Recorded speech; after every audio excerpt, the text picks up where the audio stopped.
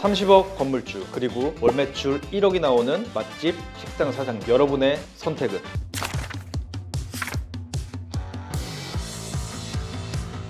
네, 안녕하세요. 북도로 유람입니다. 오늘 밸런스 게임 많이 아시죠? 뭐랑 뭐 누구 이렇게 선택하는 밸런스 게임이 있는데, 제가 요 근래 커뮤니티 사이트에서 이런 걸 한번 보게 됐어요. 30억 건물의 건물주 vs 월 매출 1억이 나오는 맛집 식당 사장님. 그래서 뭐가 더 선택을 많이 할까 뭐 저도 궁금했는데, 저는 물론 이제 30억 건물주를 선택을 하겠죠. 근데 이게 왜 어떤 성향에 따라서 선택하는 기준이 또 달라지더라고요. 제가 좀 하나하나씩 한번 좀 설명을 한번 해보겠습니다. 과연 어떤 게 나을지 여러분들도 한번 보면서 선택을 해보는 시간을 가졌으면 좋겠습니다. 우선은 실제 예를 제가 드려볼게요. 실제 거래를 했던 매물이고 지은 지 얼마 안 된 신축 건물이었고요. 이 건물의 보증금 1억 2천, 그리고 임대료가 890만 원, 그리고 관리비가 60만 원이었습니다. 수익률은 4% 정도 나왔던 신축 건물이었습니다. 매수자께서는 이 29억 6천의 매물을 매입을 하시면서 대출을 16억 받으셨습니다. 금리를 4.5%로 받으셨는데 이때의 이자가 월 720만 원입니다. 지하 1층에 지상 4층의 건물이었는데, 지하 1층과 1층은 한 임차인이 2개 층을 쓰고 있었고 2층 하나, 3층 하나, 4층 이렇게 해서 총 4명의 임차인이 있는 건물입니다. 지금 소유주 분께서는 나이도 어느 정도 있으시고 노후 대비를 해서 매입을 하셨기 때문에 대출 비중도 한 50% 정도 되십니다. 지금 나오는 임대료에서 이자를 빼시고도 한 170 정도 남는 건물입니다. 그리고 매출 1억이 나오는 식당을 한번 세부 내역을 살펴보겠습니다. 일반적으로 식당은, 음식점은 마진율이 20에서 30%라고 하는데요. 저희는 25%라고 한번 해보겠습니다. 그러면 월 수익은 다 제하고 임대료, 인건비, 재료비 다 제하고 그 식당 사장님께 남는 비용은 월 한 2,500이라고 계산을 할 수가 있겠네요. 월 들어오는 금액은, 남는 금액은 170만 원, 식당은 2,500만 원, 10배 이상 차이가 나네요. 이렇게 월 들어오는 금액은 10배 이상 어마어마하게 차이가 납니다. 각 또 건물주와 식당 사장님의 또 장단점이 있겠죠. 한번 장단점을 한번 따져보겠습니다. 건물주가 되는 장점은 뭘까요? 뭐가 있을까요, 작가님? 장점? 건물주다. 그쵸. 굉장히 장점이죠. 메리트고, 그 누구에게나 또 자랑처럼 얘기할 수 있는 부분이죠. 단점은 또 어떤 것들이 있을까요? 대출금, 이자 월에 한 720 정도 나가네요. 또 뭐 임차가 또 계속 잘 있으면 좋은데 또 나가는 경우도 있고, 또 미납도 또 예상을 해볼 수가 있습니다. 그리고 추가적으로 단점은 건물에 또 유지 보수가 있습니다. 아무리 신축 건물이라고 하더라도 누수가 절대 일어나지 않는다는 법은 없습니다. 세입자들이 중간중간 또 전화해서 컴플레인을 거는 것들, 비가 정말 집중적으로 많이 왔을 때는 또 누수가 생기는 경우도 있습니다. 이런 부분들 또 중간중간 손을 봐주셔야 되고요. 반대로 그러면 식당 사장님의 장점은 뭐가 있을까요?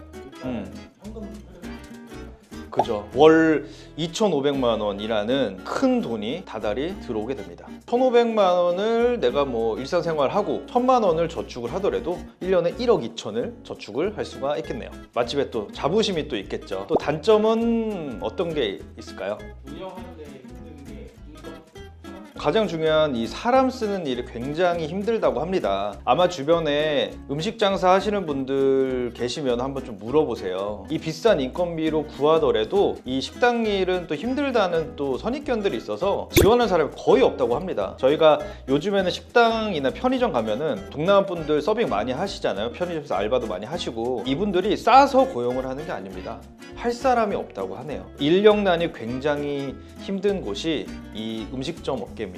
추가적으로 주방장급은 월 500 이상을 주더라도 잘 안 한다고 합니다. 그리고 특히나 경력이 오래되신 분들은 이분들이 식당을 거의 좌지우지한다고 하네요. 이분들이 한번 주방을 닫아버리면은 영업이 안 되기 때문에 이 사장님들이 진짜 주방장분들 어르고 달래가면서 각종 명절 때 또 추가금, 떡값 같은 거 주고 휴가도 많이 주고 하기 때문에 이분들이 있는 거지, 굉장히 그 관리에 어려움이 있다고 합니다. 그래서 이렇게 식당을 오래 하고 주방장이 오래 있는 그런 가게들은 그만큼 이 사장님들이 굉장히 관리와 신경을 쓰고 있다는 반증입니다. 또 중간중간 또 식재료, 갑자기 또 오르는 또 식재료들이 있잖아요. 뭐 갑자기 상추, 그리고 뭐 파가 금파가 되든지 배추가 또 갑자기 폭등을 한다든지 이렇게 식재료들이 또 들고 나는 경우가 있습니다. 이럴 때 굉장히 사장님들이 스트레스를 많이 받는다고 하시네요. 가스, 수도, 전기 이렇게 음식하는데 필요한 이런 지출들이 단가 자체가 계속 오르고 있다고 합니다. 이렇게 30억의 건물주와 월 매출 1억의 사장님의 장단점을 한번 살펴봤는데요. 가장 큰 차이점은 뭐냐면 기회비용이 생긴다는 차이점입니다. 30억 건물주분은 충분히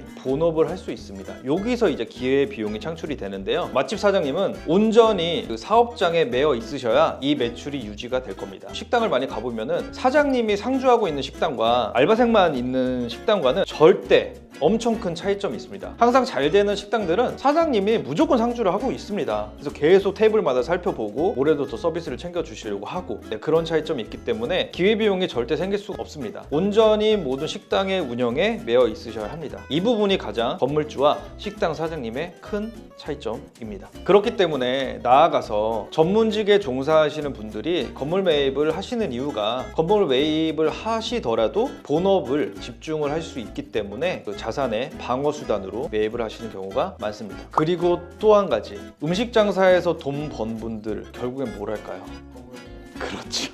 결국에는 건물을 사십니다. 뭐 예전에 조스 떡볶이나 신전 떡볶이 이렇게 소규모로 해서 대형 프랜차이즈로 변화한 F&B 음식 하셨던 분들은 결국엔 지금 다 4억이나 건물을 다 갖고 계십니다. 결국 음식 장사에서 돈 벌어서 건물을 사는 테크트리를 따라가게 되십니다. 이렇게 실제로 30억 규모의 건물을 운영하시는 분의 인컴을 말씀드렸습니다. 이자 내고 뭐 하면은 170만 원 남지만 이 건물주분이 그렇다고 실패한 걸까요? 전혀 아니라고 생각됩니다. 지금 건물을 소소하게 운영을 하시면서 본인 다른 개인 업무를 보시고 가족분들과 지금도 좋은 시간을 보내고 계십니다. 그리고 당연히 이 지가 상승은 따라오는 것일 테고요. 보수적으로 연 5%가 오른다고 가정을 하면은 10년을 보유하시면은 30억에 50% 15억이 상승이 이루어지게 됩니다. 45억이라고 보수적으로 산정을 할 수 있는데요. 10년 뒤에 지금 건물을 잘 유지 보수하시고 때에 맞춰서 임대료 상승을 하신다면은 충분히 45억 그 이상도 받을 수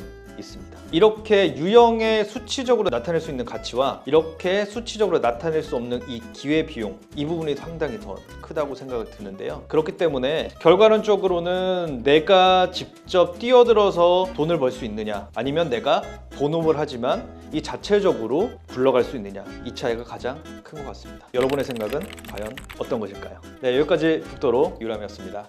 감사합니다.